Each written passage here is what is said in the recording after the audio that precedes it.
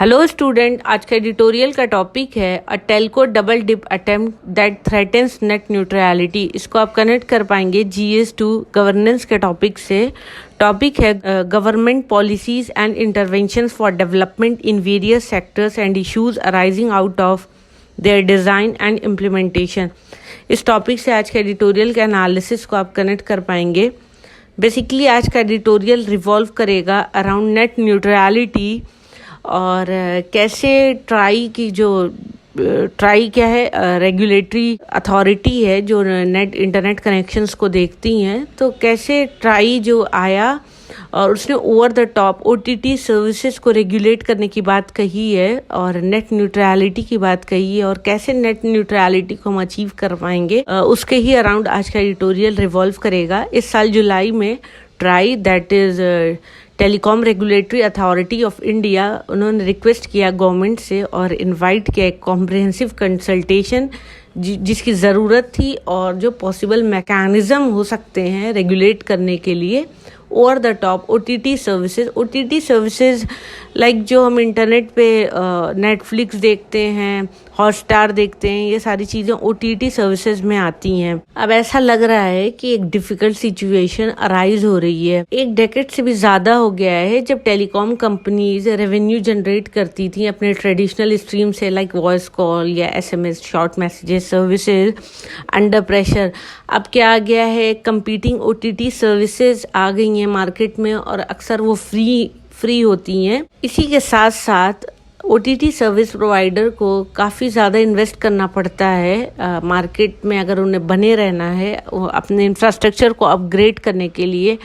और इस तरीके से ट्रैफिक बढ़ रहे हैं, उसको हैंडल करने के लिए उन्हें काफ़ी पैसा लगाना पड़ता है, इन्वेस्ट करना पड़ता है, और उसके इक्वलेंट पे उन्हें फिर रेवेन्यू भी जनरेट करना पड़ता है ऑफ कोर्स, क्योंकि लॉस में तो कोई बिजनेस करेगा नहीं। यही रोना है OTT सर्विसेज वालों का। उनका कहना है कि वो सेम लेवल ऑफ टैक्सेशन या लाइसेंसिंग फीस देते हैं तो उनके लिए एक अनइवन प्लेइंग फील्ड बन जाती है, लेवल प्लेइंग फील्ड नहीं रह जाती है। अगर फ्लिप साइड देखें तो OTT सर्विसेज की वजह से डेटा कंजम्पशन बहुत ज़्यादा हो जाता है।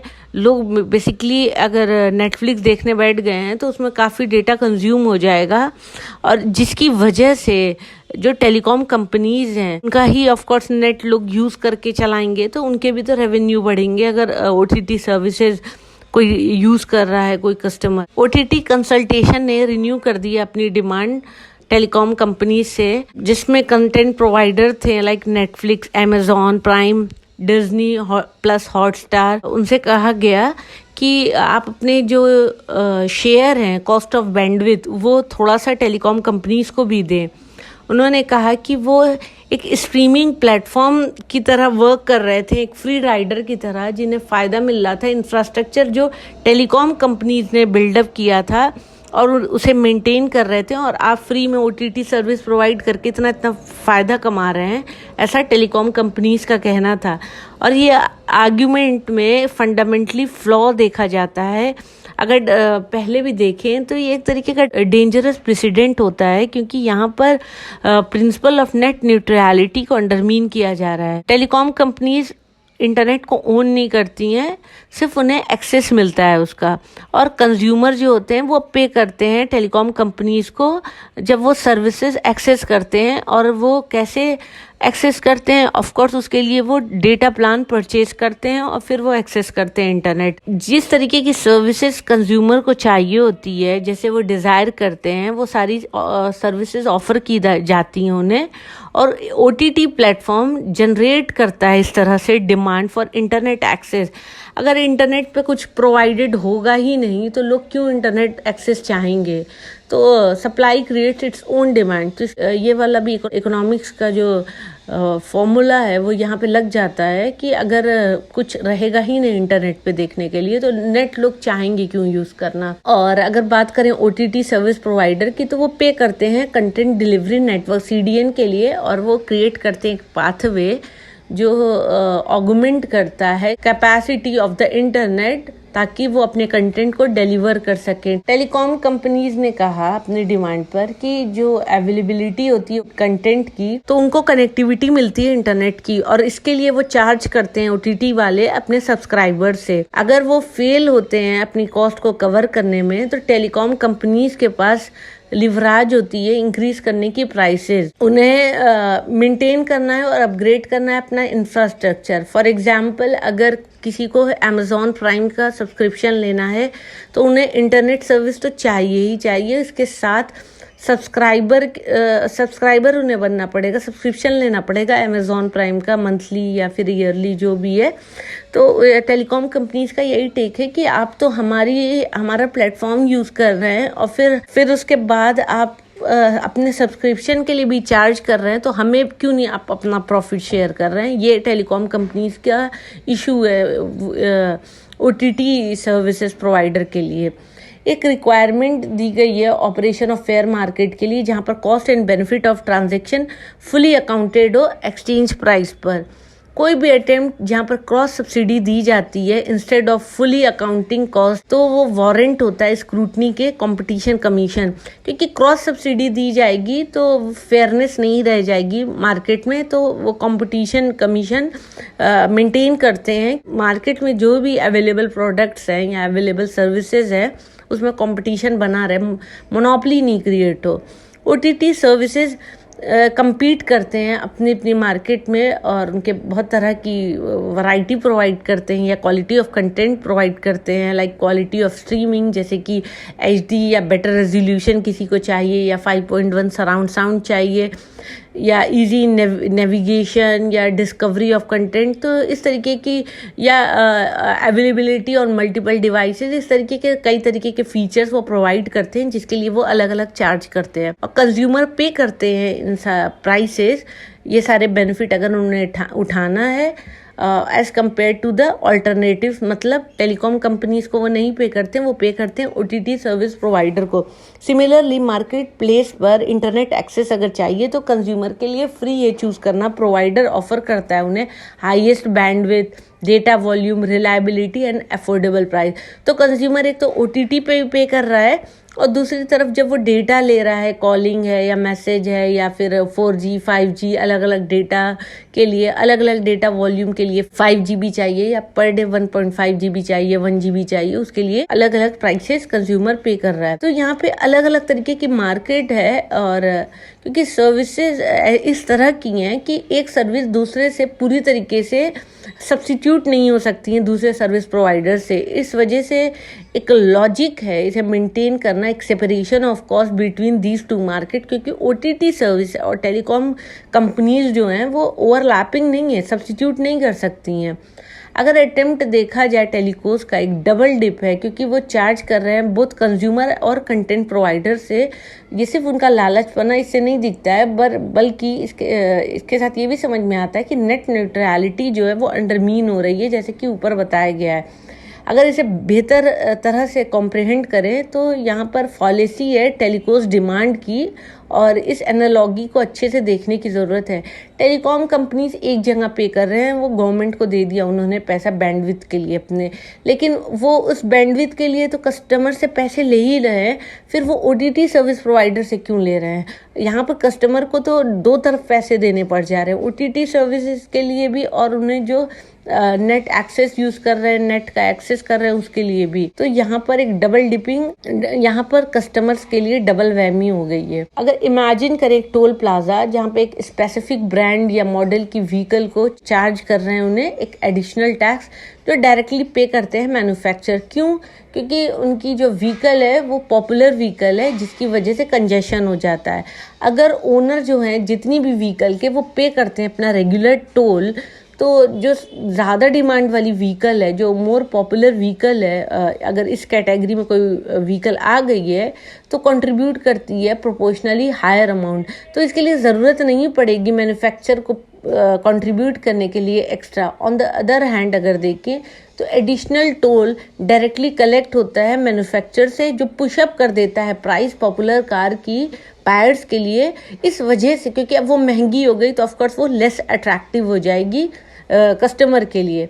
इसी तरीके से अगर ओटीटी प्लेटफॉर्म लालच करने लगे और डिमांड करें टेलीकॉस्ट से और इनकर करते हैं कॉस्ट, तो इसका इफेक्ट जो होगा वो ट्रिकल डाउन होगा सब्सक्राइबर पे, क्योंकि वो अगर पैसे देंगे तो ऑफ कोर्स वो किससे पैसे लेंगे? सब्सक्राइबर, कंज्यूमर से। या तो वो और वो कैसे कंज्यूमर से पैसे लेंगे, सब्सक्राइबर से पैसे लेंगे? या तो वो इंक्रीज कर देंगे सब्सक्रिप्शन फीस या डिग्रेड कर देंगे अपनी सर्विस क्वालिटी, अपने जो प्लेटफॉर्म वो प्रोवाइड कर रहे हैं उसके लिए, अगर कंज्यूमर उसको अनविलिंग होगा या अनेबल होगा पे करने के लिए जो भी टोल चार्जेस होंगे।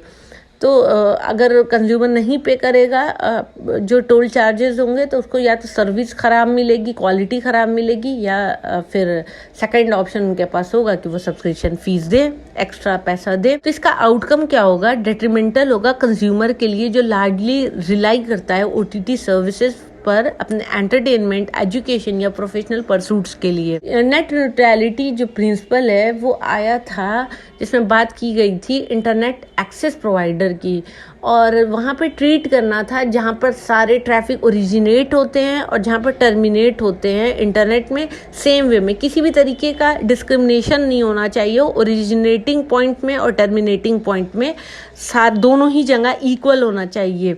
ये है नेट न्यूट्रलिटी। ये आइडिया डेवलप हुआ था ओवर द टाइम और इसको मॉडर्न आर्टिकुलेशन में लार्जली यूज़ किया गया था। इसका क्रेडिट दिया जाता है Columbia law school professor Tim Wu को, जिन्होंने इस टर्म को कॉइन किया था नेट न्यूट्रलिटी ईयर 2003 में, और उनके जो पेपर था उसकी टाइटल थी network neutrality broadband discrimination.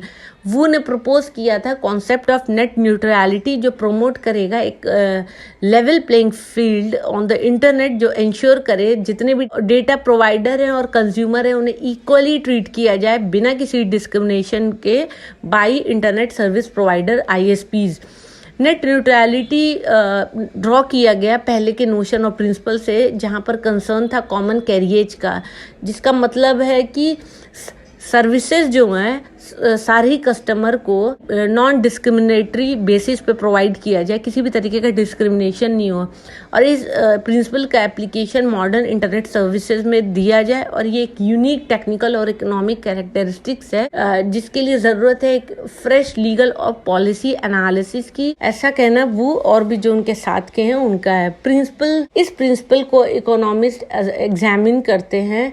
Of course अगर इकोनॉमिस्ट एग्जामिन करेंगे किसी चीज़ को तो वो किस पर्सपेक्टिव से देखेंगे? मार्केट कंपटीशन, कंज्यूमर वेलफेयर और इनोवेशन। अगर लीगल एक्सपर्ट देखेंगे तो वो रेगुलेटरी फ्रेमवर्क को देखेंगे जहाँ पे वो गवर्न करेंगे नेट न्यूट्रलिटी और इस लॉ का इम्पैक्ट क्या हो सकता है राइट और ऑब्लिगेशन पर इंटरनेट सर्विस प्रोवाइडर के, कंटेंट प्रोवाइडर और कंज्यूमर पर। कंप्यूटर साइंटिस्ट या इंजीनियर्स देखेंगे तो वो डिटेक्ट करेंगे, एनफोर्स करेंगे मैकेनिज्म टेक्नोलॉजी बेस्ड पर, और अगर पॉलिसी एनालिस्ट करते हैं तो वो देखते हैं कि इसका डिफरेंट इफेक्ट कैसे पड़ता है सोशल ग्रुप पर, और अगर पॉलिटिकल और डिफरेंट सोशल ग्रुप पर या पॉलिटिकल एक्सप्रेशन कैसा होता है और किस तरीके से ये इम्पैक्ट करता है फेयरनेस, जस्टिस एंड इक्वालिटी पर।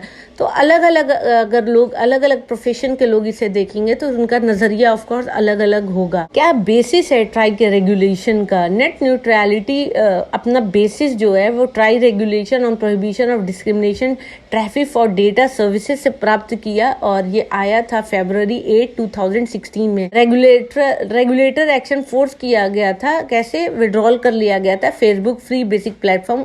इंडिया ने इस प्रिंसिपल को अडॉप्ट कर लिया है। जिस तरीके से ट्राई ने अपना स्टेप्स दिखाया, पहले वर्ल्ड्स में उस तरीके के स्टेप ले लिए गए थे, like body of European regulator for electronic communication BEREC, और ट्राई ने अडॉप्ट किया एक joint statement for an open internet June 14, 2018 में, और उसके बाद इसे अफर्म किया आगे जाकर 2020 में।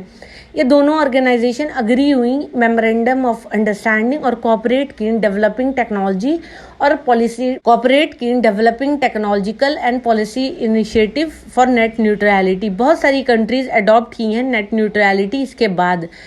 यहाँ पर इम्पेरेटिव है सारे ही स्टेक होल्डर, इसमें पॉलिसी मेकर्स भी आते हैं कि रिकॉग्नाइज करें लॉन्ग टर्म क्या कॉन्सिक्वेंसेज हो सकता है इस लालच का जो शॉर्ट साइटेड डिमांड कर रहे हैं टेलीकॉम कंपनीज। अगर अपहोल्ड करना है प्रिंसिपल ऑफ नेट न्यूट्रलिटी तो इसको सिर्फ हम प्रिजर्व करके नहीं कर सकते कि हम ओपन इंटरनेट सर्विस सबको प्रोवाइड करा दे रहे हैं। इस इथोस को लेके ही हम नहीं चल सकते हैं, बस बल्कि इसके साथ ये इंट्रिंसिक होना चाहिए जो फोस्टर करे एक ऐसा एनवायरनमेंट जो इनोवेशन, कंपटीशन और कंज्यूमर वेलफेयर का हो, स्पेशली कंट्रीज लाइक इंडिया जहां पे इंटरनेट आने वाले टाइम पे carrier of all digital public infrastructure DPI होने वाला है, क्योंकि गवर्नमेंट लगातार डिजिटल इंडिया पे वर्क कर रही है। डिजी लॉकर है, तरह तरह की सर्विसेज है जो आप इंटरनेट की हेल्प से एक्सेस कर सकते हैं। तो इंटरनेट की जहां डिमांड इतनी ज़्यादा बढ़ने वाली है और ऑफ कोर्स अभी पहले के कंपैरिजन में बढ़ गई है, तो वहां पे इस तरीके का डिस्क्रिमिनेशन नहीं चलेगा, क्योंकि कंज्यूमर के लिए वो बहुत कॉस्टली हो जाएगा। तो ये था आज का एडिटोरियल का analysis. Thank you for watching my video. Please like, share and subscribe.